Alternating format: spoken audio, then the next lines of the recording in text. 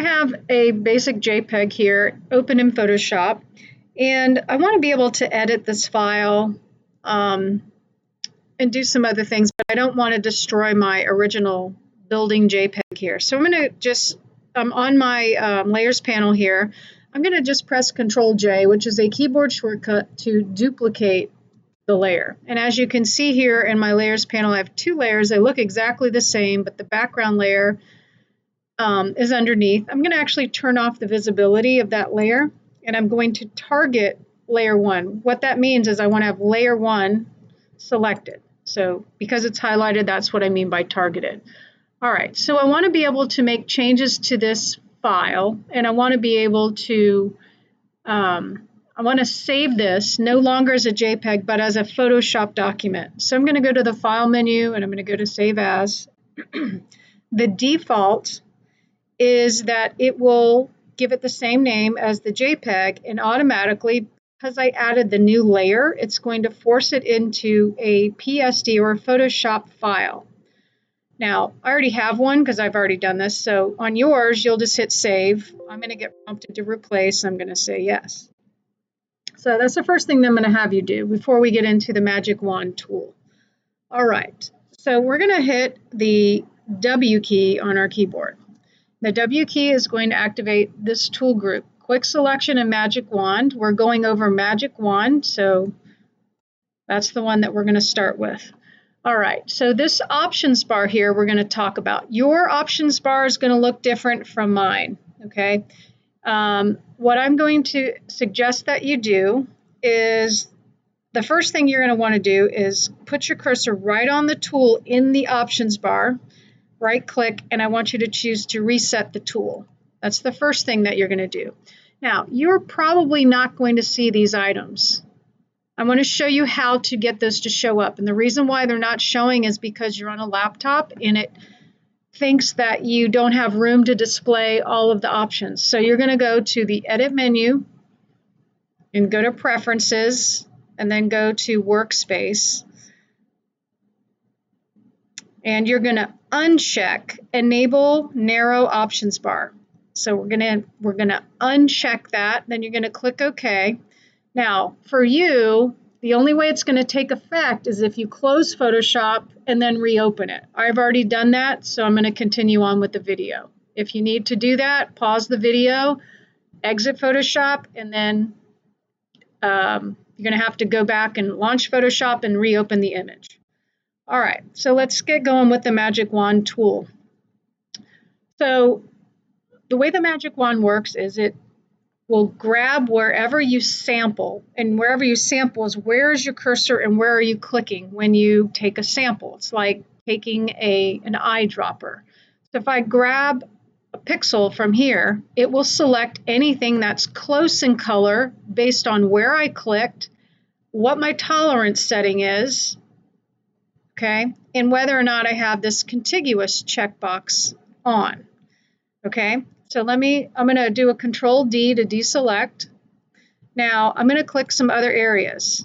And as I move around and click, you'll see that it's selecting different pixels. And the pixels that it's selecting are close in color to where I'm clicking my mouse, okay?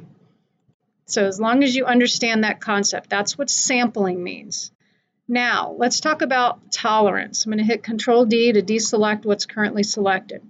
Your tolerance can range from 0, means a very low tolerance or color matching, to a maximum of 255 tolerance. So let me show you what I mean here. I'm going to double click this 32, I'm going to change it to 0. And I'm going to sample part of this red part here. Now it's getting very little, right? Because the tolerance is too low. So depending on where I click, I'm not getting much. I'm going to hit Control-D to deselect. I'm going to change my tolerance setting now to the max, 255. Hit Enter, now click. And you'll see, depending on where you click, you're getting, it might get a lot of your pixels, it might get the whole image, it depends on where you click.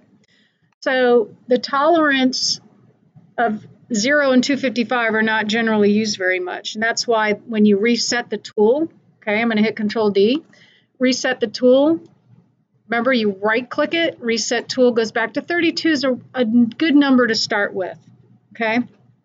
Now, so if I take a 32 tolerance on this blue part of the window here, 32 got part of it depending on where you're clicking. So if I increase the tolerance just a little bit, I might be able to get the darker blue and the light blue at the same time.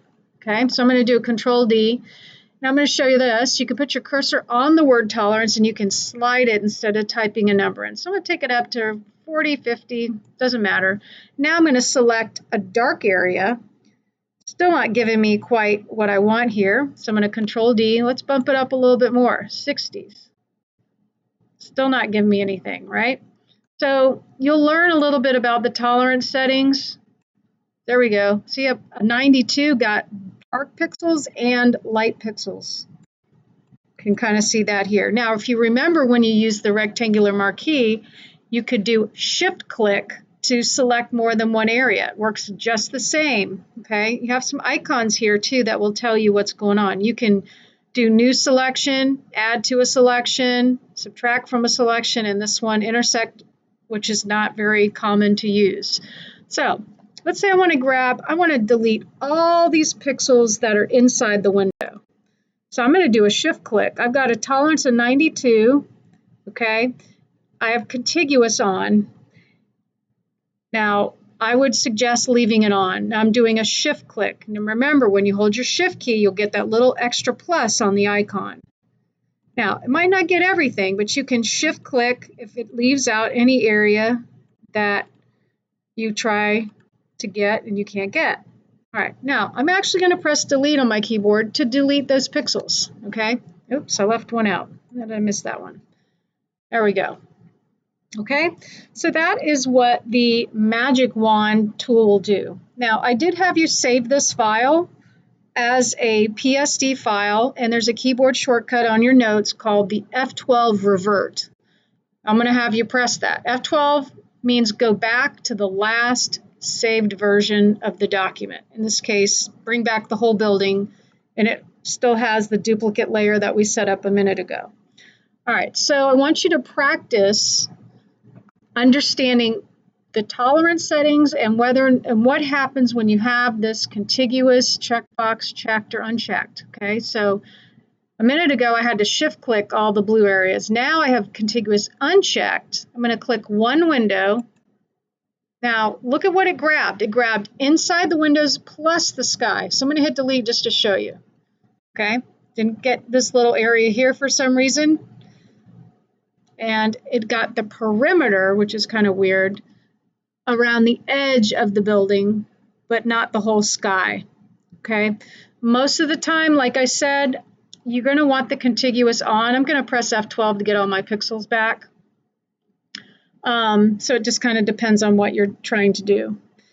And the reason, whoops, let me undo that. I want contiguous on.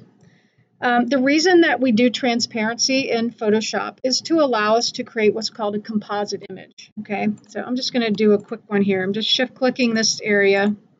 I'm going to delete those pixels. And now we know that this area is see-through. So what I'm going to do, I'm going to go to the same folder just to give you an idea of how this works.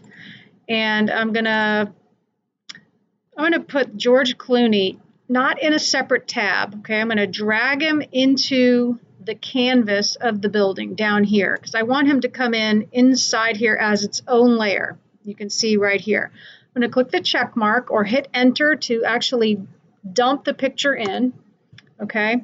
And now I'm going to put George below the layer 1 that has transparency. And now he is peeking through the window at us. Okay, because of the transparency, remember the gray and white of layer 1 is going to reveal what is underneath. Okay, so I hope that gives you a little bit of an understanding of what composite imaging is. Okay,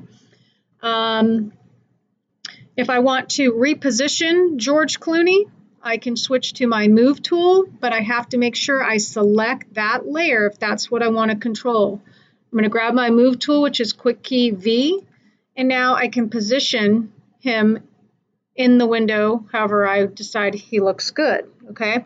So you could continue doing that if you want to put something behind this window, Tim Tebow. Let's see if you can figure out how to do that on your own.